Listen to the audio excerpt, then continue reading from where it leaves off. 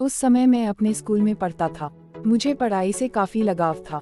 वैसे तो मैं पढ़ने में उतना तेज नहीं था, लेकिन मुझे और भी पढ़ना था और पढ़ाई में तेज होना था।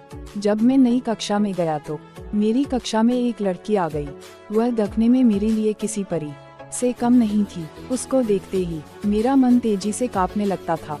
अब मुझे ज़्यादा पढ़ाई भी करना था, क्योंकि वह लड़की पढ़ने में काफ़ी तेज थी। इसके लिए मैं काफ़ी मेहनत के साथ पढ़ना चाहता था, लेकिन मुझे ना जाने क्या होगा था। मुझे कुछ समझ में ही नहीं आ रहा था। सारा दिन और सारी रात मैं उसके बारे में सोचा करता था। उसके बारे में सोचकर मुझे अच्छा भी लगता था, लेकिन जब मैं पढ़ाई के बारे में सोचता था तो मुझे बहुत ज़्यादा गुस्सा आता था। मैंने एक बार सोचा कि इसके बारे में मैं अपने दोस्तों से कहूँ, लेकिन मेरी हिम्मत नहीं होती थी। इसी सब के चक्कर में रह गया और मेरी कक्षा का पहला परीक्षा सामने आ गया। मेरी तैयारी कुछ भी नहीं हुई थी। जब मैं परीक्षा के लिए अपनी कक्षा में गया तो मुझे खुद पर काफ़ी गुस्सा आ रहा था। तभी मैं क्या देखता हूँ कि वह लड़की मेरी ओर आ रही थी।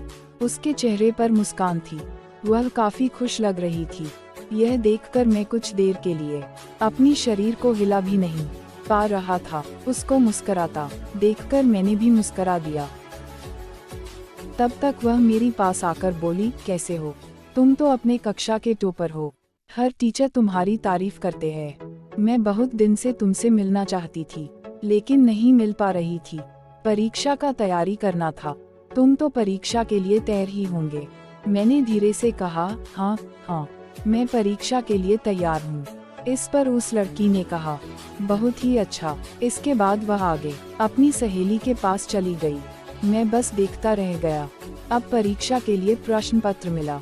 मुझे उस प्रश्न पत्र में कुछ भी समझ नहीं आ रहा था। बस मैं उस लड़की के बारे में सोच रहा था। इसी तरह से परीक्षा का आधा समय बीत गया।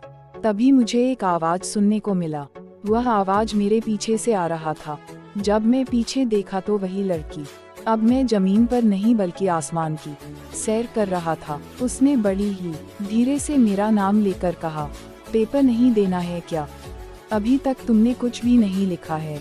इस पर मैं कुछ बोलने वाला ही था, तो फिर से वह लड़की बोली, अगर पेपर में कोई सवाल नहीं समझ नहीं आ रहा है तो मुझ गवार की मदद ले सकते हो। इसके बाद मैंने अपने प्रश्न पत्र को हल करना शुरू कर दिया। मुझे कुछ सवाल समझ नहीं आ रहे थे तो मैंने उस लड़की से पूछ ही दिया। उसने बड़ी ही समझदारी के साथ उस सवालों का हल बताया, जिससे किसी दूसरे को शक भी ना हो। इसके बाद मेरी कान में एक और आवाज आई। वह आवाज घंटी की थी। यह घंटी परीक्षा के समय का खत्म होने पर बज रही थी। हम दोनों ने अपने हल किए हुए पेपर को जमा किया और कक्षा से बाहर आ गए। हम दोनों काफी बात करने लगे।